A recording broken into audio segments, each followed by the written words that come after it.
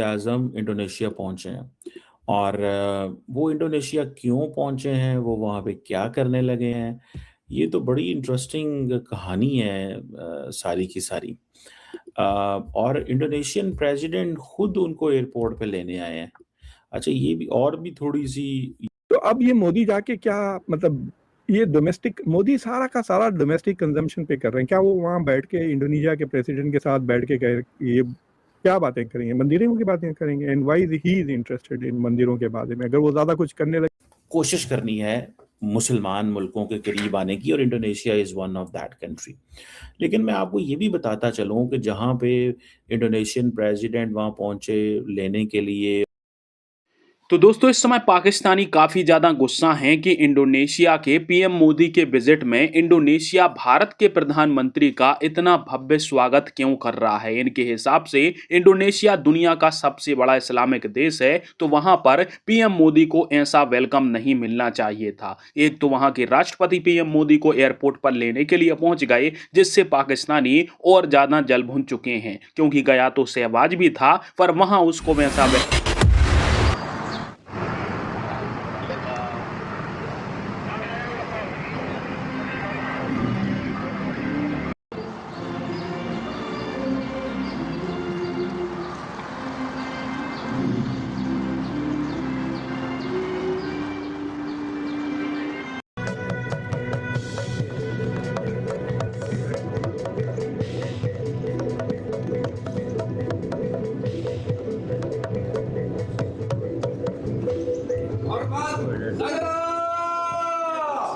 तो अब ये मोदी जाके क्या मतलब ये डोमेस्टिक मोदी सारा का सारा डोमेस्टिक कंजम्पशन पे कर रहे हैं। क्या वो वहाँ बैठ के इंडोनेशिया के प्रेसिडेंट के साथ बैठ के ये क्या बातें करेंगे? मंदिरों की बातें करेंगे and why he is interested in मंदिरों के बारे में? अगर वो ज़्यादा कुछ करने लगे तो उनकी पब्लिक भड़क जाएगी, it will have a backfire. और अगर सिविलाइजेशनल की इतनी बातें ईरान के साथ भी किए थे। मोदी के पास न्यूजीलैंड जाने के लिए वक्त है, सेशल्स जाने के लिए वक्त है। सेशल्स की आबादी कितनी है पता है आजू आपको? अहमदाबाद में जो नया स्टेडियम जो बना है ना क्रिकेट का, जब वर्ल्ड कप का फाइनल हुआ था उसमें 1,30,000 लोग बैठते हैं। सेशल्स की आबादी उससे कम है। अच्छा, 1,25,000 अरे कुछ भी नहीं है, मोहल्ले कितना है, 1,26,000 से ज्यादा नहीं है उसकी आबादी। उसको जाने के लिए उनके पास वक्त है मोदी के पास, लेकिन ईरान जाने के लिए नहीं है। ईरान के साथ भी तो सिविलाइजेशनल ताल्लुकात है। कितने बार मोदी ने खुद कहा हमारे सिविलाइजेशनल ताल्लुकात है ईरान की, इंक्लूडिंग इन दिस वॉर। तो जो ईरान के साथ जो सिविलाइजेशनल ताल्लुकात है, that doesn't give you the motivation कि ईरान पे अगर हमला हो तो आप कंडेम करें। ईरान के बच्चों को अगर कोई मारे, आके स्कूल में बच्चों को मारे, 180 लड़कियों को, तो भी आपके सिविलाइजेशनल कनेक्शन की कोई अहमियत ही नहीं है। राइट, उठा के अता हसनैन साहब को भिजा दिया, बिहार के गवर्नर वो शिया हैं, और फिर एक मिनिस्टर को भिजा दिया, वो भी सेकेंड रेट, जयशंकर को तक नहीं भेजा। जी डोवर को भी भेज सकते थे। सो आज एक ग्रुप तो था सर जिसकी फुटेजेस हमारे टीवी पे भी दिखाई जा रही थी, जिसमें 4 लोग थे। वो भगवा कलर का भी उन्होंने कुछ ड्रेस पहन रखा था। ऑफिशियली 2 ही लोग थे, अता हसनैन और एक मिनिस्टर ऑफ वो जो स्टेट मिनिस्टर नहीं कहते, 2 टियर होते हैं ना यहाँ पे कैबिनेट में, उनके नीचे वाले मिनिस्टर ऑफ फॉरेन अफेयर्स। उनका नाम बहुत ही रेयर, उनका नाम इससे पहले नहीं पढ़ा था मैंने। मिनिस्टर ऑफ स्टेट हैं वो फॉरेन अफेयर्स के, वो गई। और फिर वो सलमान खुर्शीद साहब गए जो minister of state foreign affairs होते थे अंडर कांग्रेस। और एक साहब कोई गए जिनका मुझे नाम नहीं याद है। तो ऑपोजिशन लीडर्स भी, like for example Rahul Gandhi was also invited. I don't know why he didn't go. उनके लिए भी एक अपॉर्चुनिटी थी, बहुत रेयरली उनको चांस मिलता है to show up on the international stage. तो बेसिकली मेरा कहना है कि इतना ढिंडोरा पीटा है ईरान के साथ सिविलाइजेशनल रिलेशनशिप का, उसका ये नतीजा है। तो अगर इंडोनेशियंस वालों को थोड़ी भी अक्ल होगी, अगर एक भी, उनके पास 300 मिलियन लोग हैं, उनमें से अगर एक भी आदमी के पास थोड़ी भी समझ है, तो वो he will tell them to his president, well Modi से civilizational relationship, see how they are treating Iran, जिसके साथ ज्यादा आपको पता है ये आर्यंस जो हैं, हिंदू मजहब, वो वहीं से आए हैं। ये तो इनकी होम ग्राउंड है ना, इनका होम प्लैनेट है, यहाँ से आए हैं ये फॉरेन एलियंस टू इंडिया। और इंटरेस्टिंगली दोनों रिलीजन वहीं से आए हैं। इस्लाम भी वो उसी इलाके से आया है, हिंदुइज्म भी उसी इलाके से आया है इंडिया को। तो ये सिविलाइजेशनल रिलेशनशिप के बावजूद कुछ नहीं हुआ। कोशिश करनी है मुसलमान मुल्कों के करीब आने की, और Indonesia is one of that country. लेकिन मैं आपको ये भी बताता चलूँ कि जहाँ पे इंडोनेशियन प्रेसिडेंट वहाँ पहुँचे लेने के लिए और वो सारा कुछ हुआ, और फिर सबसे और दूसरी बात एक और भी है, जहाज़ भी पहुँचे हुए थे वहाँ पे नरेंद्र मोदी को लेने। That was a very, very significant चीज़। आपको इस चीज़ का पता है कि कहीं न कहीं पे एट वन पॉइंट और द अदर मुझे ये लगा और ये महसूस हुआ कि पाकिस्तान भी इंडोनेशिया को जहाज़ पिच कर रहा था, और रिसेंटली पाकिस्तान की जो मिलिट्री लीडरशिप है, एयर फोर्स लीडरशिप वहाँ पे मौजूद थी और इंडोनेशियन प्रेसिडेंट को, लेकिन इंडोनेशियन प्रेसिडेंट थोड़े घबराए हैं।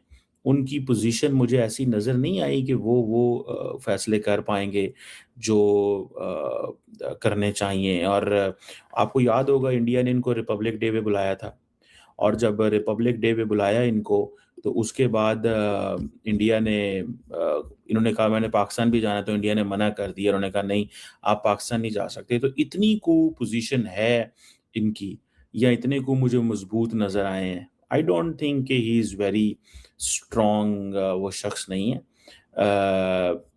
ये मेरी एक असेसमेंट है, ठीक है? कि वो एक स्ट्रॉन्ग शख्स नहीं है, वो एक कमज़ोर शख्सियत हैं, और he is of this view कि मुझे इंडिया के करीब रहना है क्योंकि $40 अरब की ट्रेड है। लेकिन इससे भी बड़ी इम्पोर्टेंट बात ये है, देखें, अच्छा ये भी बड़ा इंटरेस्टिंग केस स्टडी है कि India as a centre, as a semi periphery, international politics में 2-3 चीज़ें होती हैं। So it's a centre, it's a semi-periphery and it's a periphery.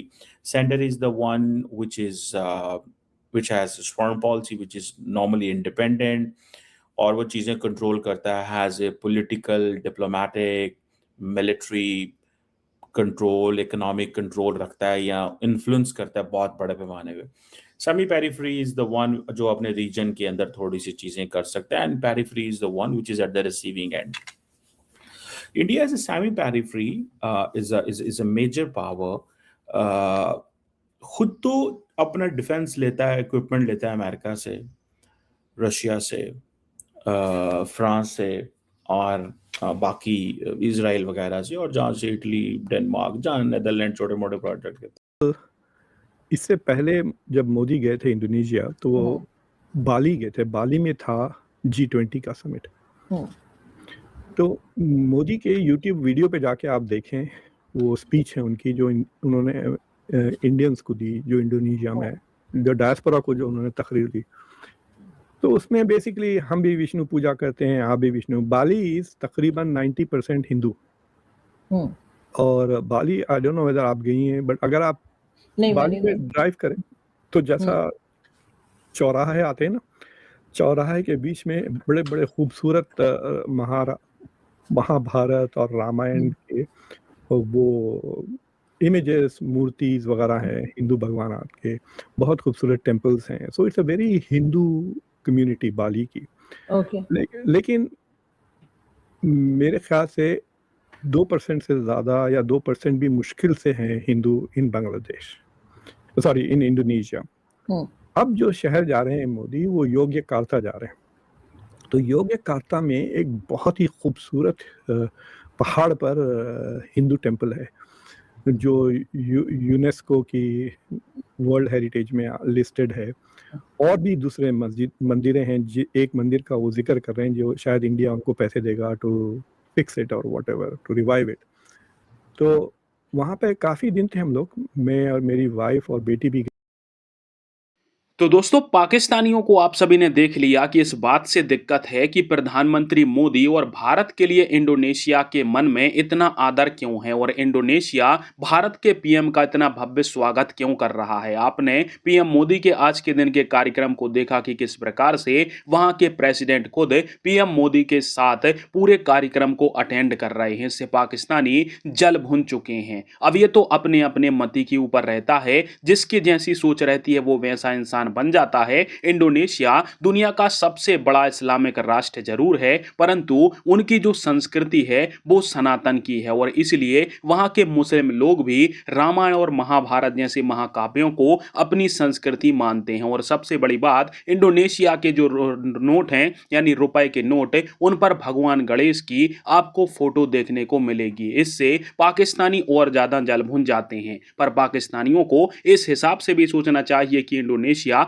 भले ही दुनिया का सबसे बड़ा इस्लामिक राष्ट्र है, पर वो अपनी संस्कृति को नहीं भूले। वो चाहते तो पाकिस्तान जैसे भी बन सकते थे, पर वो सनातन के साथ जुड़े हैं और जुड़े रहेंगे, ये वो शान से बोलते हैं। और यही बात पाकिस्तानियों को खटक रही है कि दुनिया का सबसे बड़ा इस्लामिक राष्ट्र रेडिकल क्यों नहीं बन गया है। और पीएम मोदी को वेलकम भी ऐसा मिला है जिससे पाकिस्तानी जल भुन गए हैं। अभी 6-7 महीने पहले शहबाज भी इंडोनेशिया गया था, पर उसको वहां पर किसी ने पूछा तक नहीं था। इस दौरे से इंडोनेशिया और भारत के डिफेंस टाइज गहरे होने वाले हैं। व्यापार तो बढ़ेगा ही बढ़ेगा, परंतु यह दौरा भारत इंडोनेशिया के संबंधों के लिए बहुत ज्यादा